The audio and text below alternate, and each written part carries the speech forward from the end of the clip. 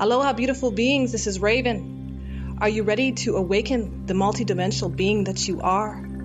Come, expand yourself with human and beyond.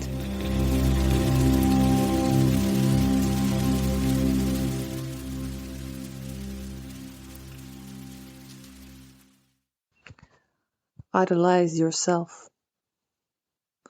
So as we move through the journey of life,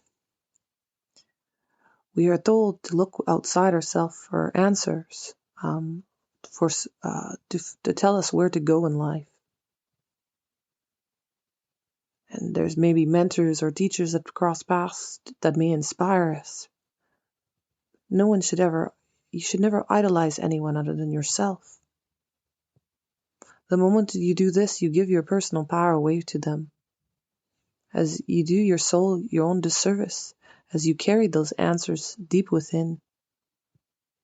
No one has those answers but you. There may be support out there to help clear the fog of distortion for you to see it. There will be part of people around you to help you gain that trust for you to look within and to affirm that you're on the path that you need to be in. At the end of the day, looking in the mirror, you need to idolize yourself. We're all stars in this world. We're all meant to shine bright. The moment we idolize, we put someone on a pedestal. And by doing so, you disvalue your own value that you bring to this earth. And you look outside yourself for answers that you need to seek deep within. It's troubling sometimes as you're sitting struggling with a problem within. And you may not see it right away. The answers to the question that you may pose from within. But the answers will come. You ask for universal support. Send me the right people. Allow me to see it in a way for me to see it. There's signs and ohms around us to guide us. And this is ancient teachings that have gotten confused or repressed from logical mindsets that has repressed very very sacred parts of our being. I've walked around this world playing small as I don't want people to idolize me. Inspired that maybe, but I don't want to be put on a pedestal. This is why I have not told my story for so long. My brightness scared me so much that I hid deep within the woods, at the depth of light as I carried the depth of dark.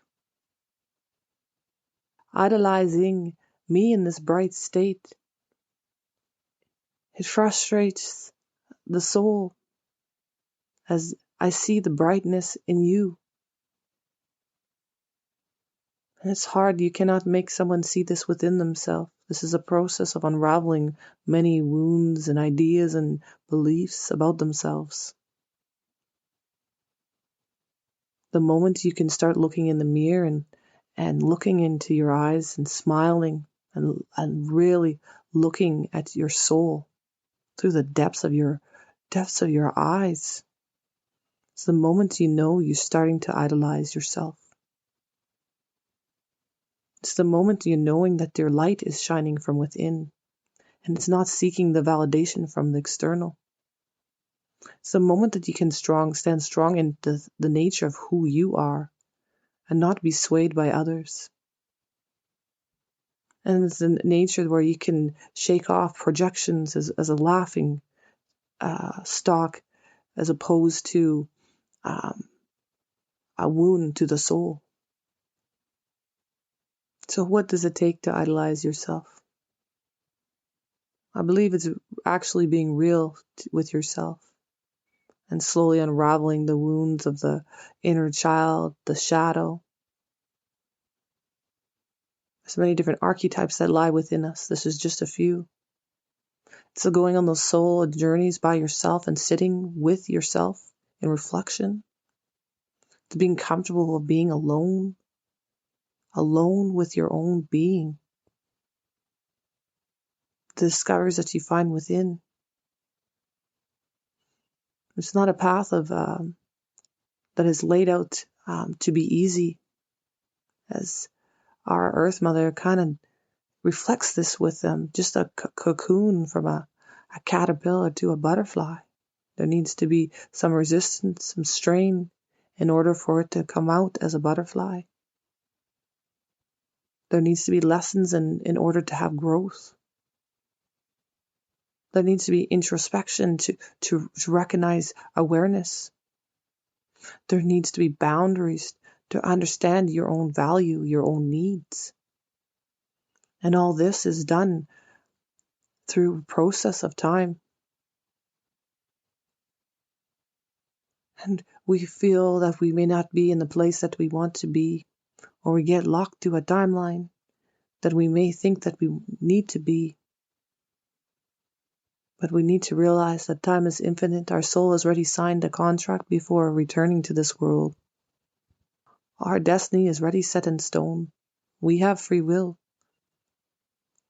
But for most part, all the lessons and people that we meet have already been set in stone. All we need to do is listen from within. And idolize yourself. Do not put anyone out on a pedestal. Mentors and teachers, the best ones I found along the way are the ones that empower you to stand in your own.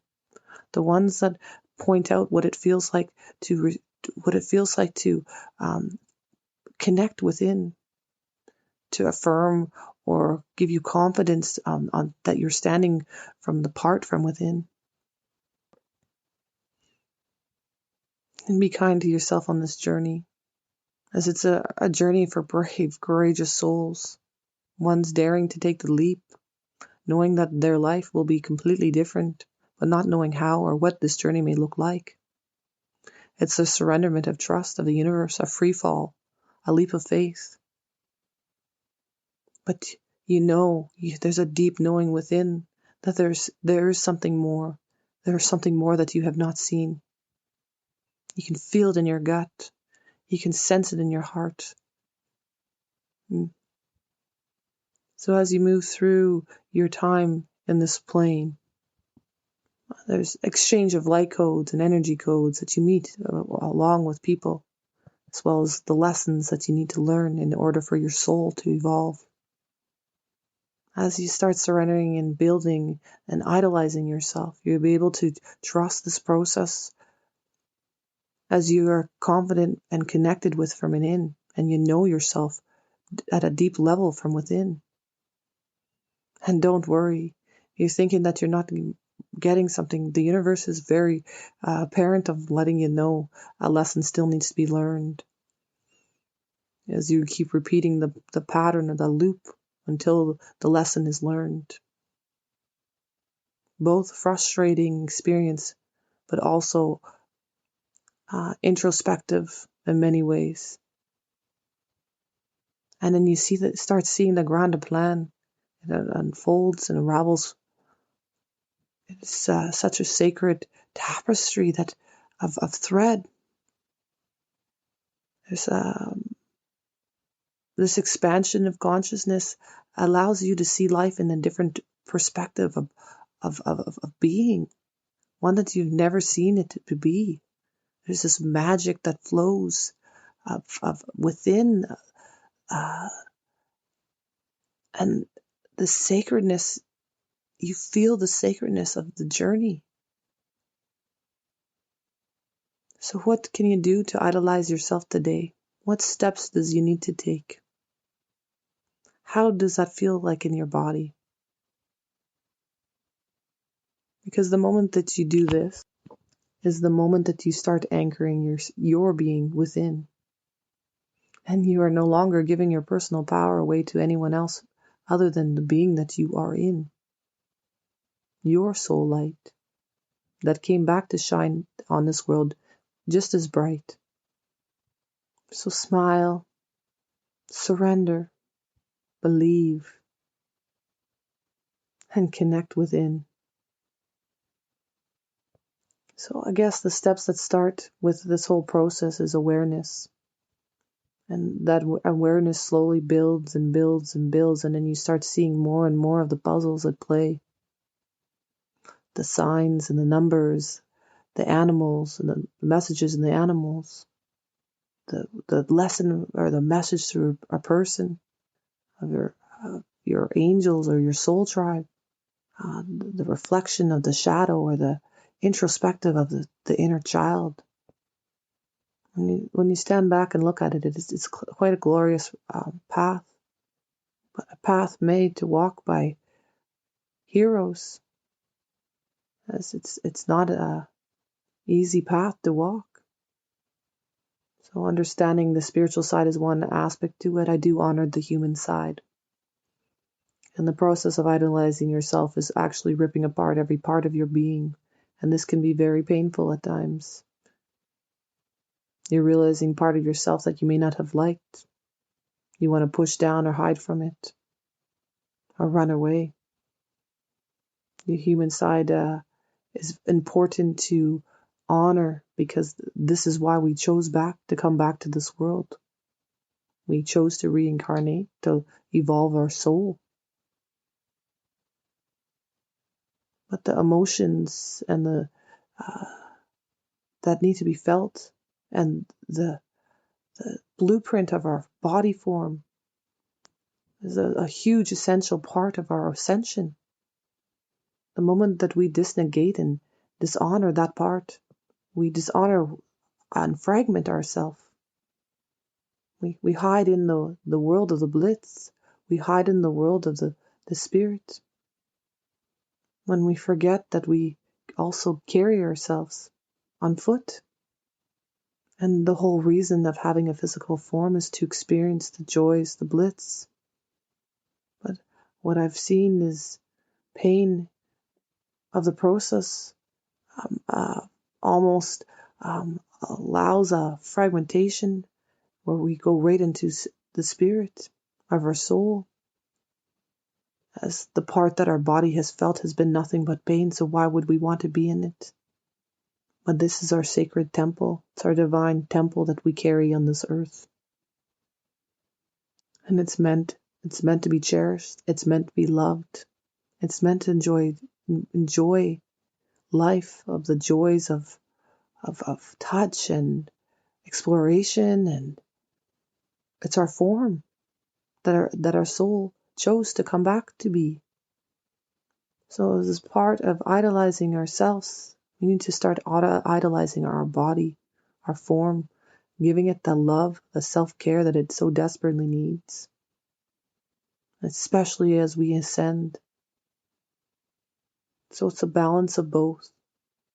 The rooting at the energy field, but the rooting within the body form, let alone the grounding to the core of the earth. There's many layers that happen at once. It's quite a process. It's truly a miracle to be straight. I don't know what else to say other than that. And then you zoom in and zoom out, and you explore the depths of your own soul light, your own soul path. So what is the first step you need to do to start idolizing yourself? You need to rewire that mind that's telling you you're not worthy. Is that where you need to start? Do you need to take that time to honor your body form? Do you need to sit with your shadow and honor and love that? As we are both light and shadow. Or do you need to hold hands with your inner child as she's been calling out, or he's been calling out, for you to listen?